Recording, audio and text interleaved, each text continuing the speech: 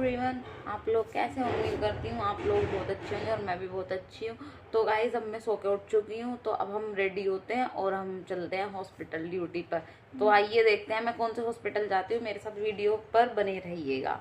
Guys, मैं ready हो चुकी हूँ हॉस्पिटल जाने के लिए। तो आइए देखते हैं मैं कौन से हॉस्पिटल में जॉब करती हूँ और ये यूनिफॉर्म कौन सी हॉस्पिटल की है। अगर आप जानते हैं तो कमेंट करके ज़रूर बताइएगा। गाइस, अब हम चल रहे हैं। मेरा भाई मुझको छोड़ने जाता है बाइक पर, मतलब तो मेरा छोटा भाई।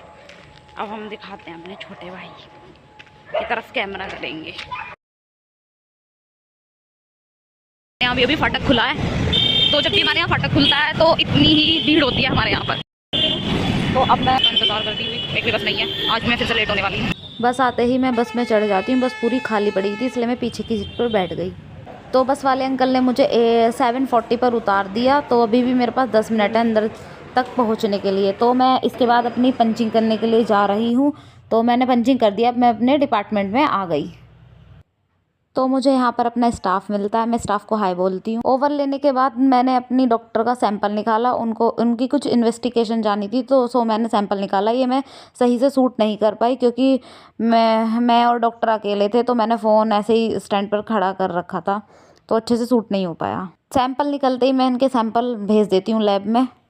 तो गाइस, मुझे बहुत नींद आ रही थी और मैंने खाना वाना खा लिया था। तो रात के 2:30 बज रहे थे और मेरे पास एक भी पेशेंट नहीं था, तो मैं बहुत बोर हो रही थी। So hello guys, good morning.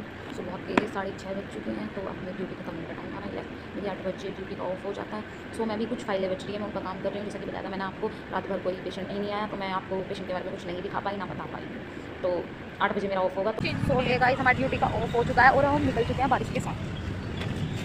Road cross करने के बाद बस आ चुकी थी और हम दोनों बस में बैठ गए थे। और हम दोनों को इतनी भूख लग रही थी, भूख की वजह से हम दोनों की हालत ख़राब हो रही थी, पर फिर भी हम बस के अंदर मस्ती करते हुए जा रहे थे।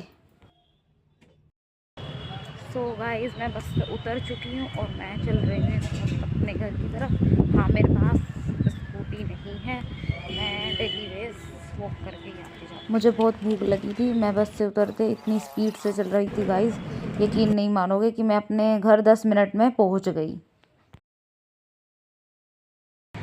तो गाइस, मुझे पैदल चल के आने में कम से कम अपने बस स्टैंड से यहाँ तक 10-15 मिनट लग जाते।